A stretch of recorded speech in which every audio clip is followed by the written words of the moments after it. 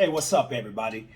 This is Kenneth Marshall coming to you. I want to talk about um, some of the current news that's going on right now. The big story over the weekend, uh, the Laurie Harvey and Michael B. Jordan relationship coming to a dramatic end. I mean, man, I didn't see that coming.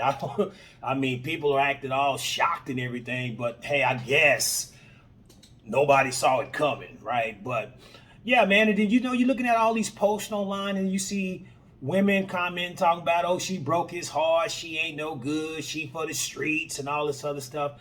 And I'm like, ladies, stop it, stop it. If it's one thing I'd realize is that women have no problem pointing out supposed flaws of another woman in order to highlight their own qualities, which will elevate their quality. So they'll always use some other woman to kind of point out and make themselves stand out. But let's look at Lori Harvey. I mean, pretty woman, beautiful lady, famous father. I just think that she's just being a typical woman, and it's just unfortunate for her. It's She makes front page news. She's a celebrity, right?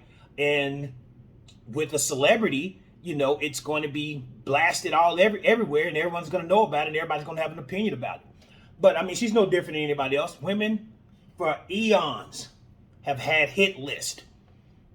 And there's been women that, there's been women who knew that they saw a guy, as soon as they saw him, they got, damn, he can get it. You got a hit list. There's certain guys at your job that day one was fine as fuck, and you was like, I'm gonna figure out some kind of way to get this dude's attention so he can hit. So let's look at Lori Harvey's, what I call, what that dick do, let him hit list. That's Lori Harvey, because hers, she gets famous dicks. So we got Memphis Depay. He was a Dutch soccer player, famous Dutch soccer player. They went from June 27th to December 2018.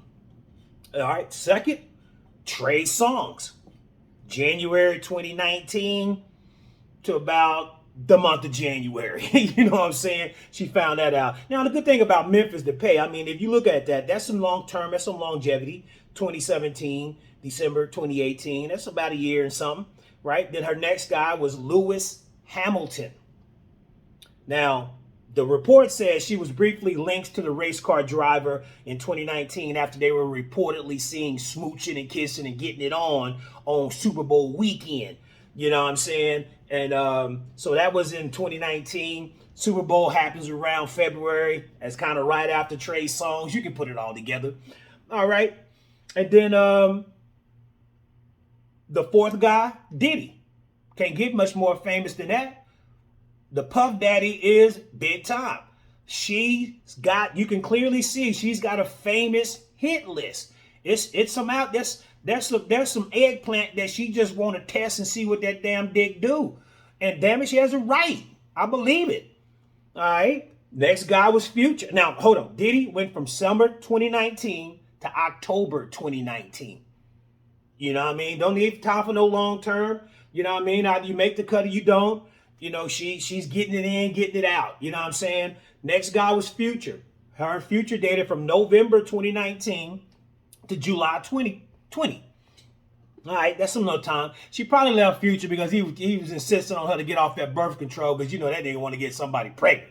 He ain't going in, or he refused to put on a condom. You know what I'm saying? And because we know him and Nick Cannon are going for records when it comes to them kids. And then the last but not least, Michael B. Jordan. January 2021 to June 2022. So, I mean, she's okay. I think that it's okay for her to not want to date long. It makes a whole lot of sense to me. To get these guys and then see what it's about. You know what I mean? Because that's what I call, going in and maximizing the honeymoon phase. You know what I'm saying? The honeymoon phase is something that we know exists. And if Lori is able to say, hey, look, man, I just want to ride the ride while it's fun. And I don't want shit to do with that long-term shit. After it gets boring, I don't want nothing to do with that, man.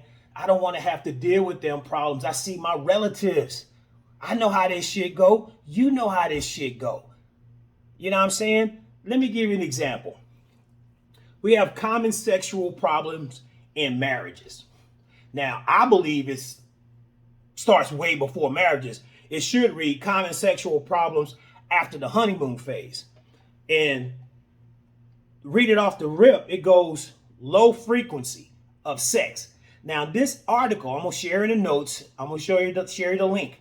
Its definition clearly indicates what I mean by the honeymoon phase and it expiring.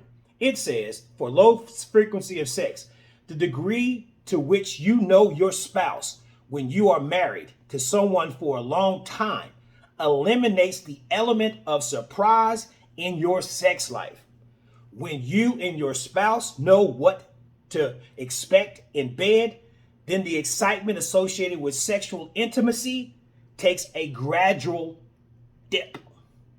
That's basically, in a nutshell, acknowledging, identifying, and defining exactly what I mean by the honeymoon phase and it expiring and the effects that it has on your relationship. And all the next couple of examples of what's the biggest complaints in marriages and after the honeymoon phase follow suit to exactly attributed to the expiration of the honeymoon phase, because none of that existed. 2, wandering mind. Another sexual problem in a relationship is that when sex becomes monotonous for the couple, they know what is coming next while having intercourse. That is when your mind begins to wander after a period of time. If it happens to you, it might hurt your partners at times. But again, we understand it comes again all associated with the honeymoon phase.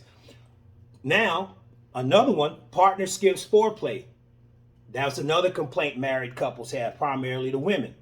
Sometimes the sexual problem in marriages aren't really any kind of dysfunction, but the ways two partners perceive sex. If the problem is that your partner only just wants to stick it in after a long day's work, then that becomes a bit problematic. So we get all of that. Now, let's go back to the honeymoon phase. None of that shit existed in the honeymoon phase. None of it did. It was all fresh and new. The very first time very first time she drove over to his crib, she was wet in the car. He was hard on the phone. Because the next few one is inability to climax, which can then lead to him having erectile dysfunction because you're not into it. And then the last one is the loss of passion, because who the fuck wants to be passionate about it when you can't come and his erectile dysfunction is taking over because nobody's excited to have sex anymore because the honeymoon phase is over. So again, none of that existed during that time. I'm under the thought process of we should just be honeymooners. Because if you think about it, on all of your failed relationships, if you look back, the most engaged, exciting time was when it was brand new. Because you can only be brand new once. And after that, it's like the excitement of sex depreciates just like a car when you drive it off the lot. It will never be as exciting and suspenseful as it was leading up to the first time. Right? So these are facts. You can now I know women and men are gonna say, well, you need to do certain things to spice it up. But again, it wasn't a problem. The things that needed to be spiced up was not relevant in the honeymoon phase, because the butterflies were generated all by themselves. Right? You didn't have to practice. You didn't have to do something to spice it up to generate the excitement. It was natural because you had a new toy. Lori Harvey says, I just want the honeymoon phase. Fuck what society says I need to do. What is Diana Ross' daughter? She was talking about, why do women in society believe that a woman's sole goal is to go find a husband?